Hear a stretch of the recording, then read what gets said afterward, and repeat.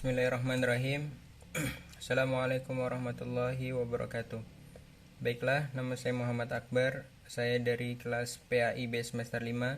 Nomor induk mahasiswa saya 181210082.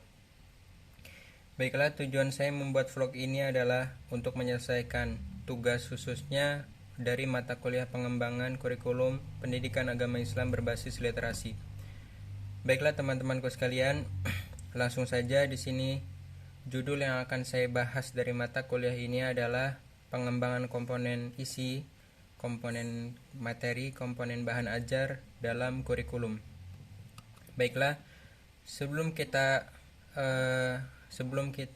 membahas tentang apa itu pengembangan komponen isi, materi, bahan ajar dalam kurikulum, sebaiknya kita mengetahui terlebih dahulu apa itu kurikulum.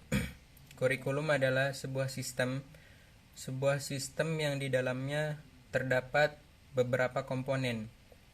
Maka jika satu komponen tidak bekerja secara maksimal, maka tujuan dari kurikulum yang akan berjalan tidak akan berjalan secara maksimal pula. Baiklah, mungkin itu ringkasan dari apa itu kurikulum.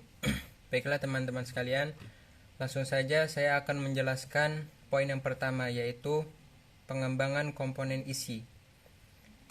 Hal yang berkaitan dengan komponen isi, maka ada dua hal yang harus kita perhatikan. Yang pertama, kita harus tahu apa isi materi yang akan kita ajarkan, karena bagaimanapun isi yang akan kita ajarkan ini perlu kita analisis kembali dan perlu kita kembangkan kembali ketika dimulainya pembelajaran sesuai dengan apa yang seharusnya.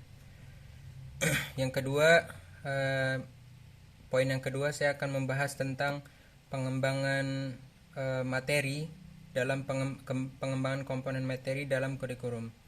Ada beberapa karakteristik dalam komponen materi dalam komponen materi kurikulum. Di antaranya adalah karakteristik materi.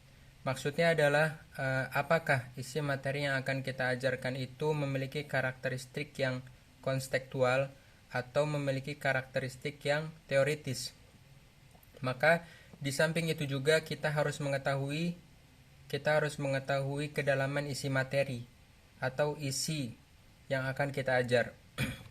Dan selanjutnya kita harus menyesuaikan dengan karakteristik peserta didik atas kurikulum yang berjalan.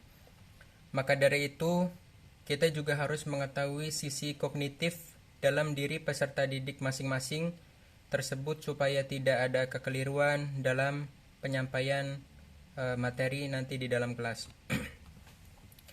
Baiklah teman-teman sekalian, poin yang ketiga adalah pengembangan komponen isi, bahan ajar dalam kurikulum. Umumnya ada beberapa komponen bahan ajar, yaitu ada 3. Satu, yang pertama adanya pembukaan, adanya isi, dan yang terakhir adanya penutup.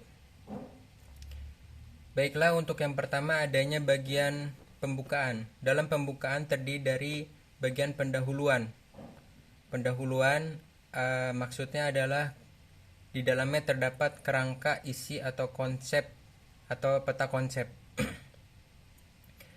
Yang kedua adanya tujuan.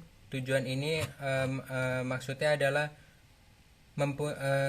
kurikulum mempunyai tujuan pembelajaran. Kita harus tahu tujuannya, seperti contoh bahwa siswa dapat mendefinisikan pengertian teknologi pendidikan. Yang berikutnya adanya deskripsi singkat atau relevansi bab. Yang keempat adanya ringkasan dan rangkuman. Baiklah, yang kedua adanya isi. Sekarang saya akan menjelaskan bagian isi dari bahan ajar. Yang pertama adanya judul bab. Yang kedua ada uraian atau penjelasan yang sangat terperinci. Yang ketiga adanya rangkuman dan prinsip yang sudah dipelajari. Dan yang terakhir adanya latihan-latihan agar terjadinya feedback antara murid dan guru atas apa yang disampaikan saat pembelajaran. Dan yang terakhir adanya penutup. Baiklah teman-temanku sekalian, mungkin itu saja yang dapat saya sampaikan. Saya bahas tentang pengembangan komponen isi, materi, bahan ajar dalam kurikulum. Kurang lebihnya mohon maaf. Wassalamualaikum warahmatullahi wabarakatuh.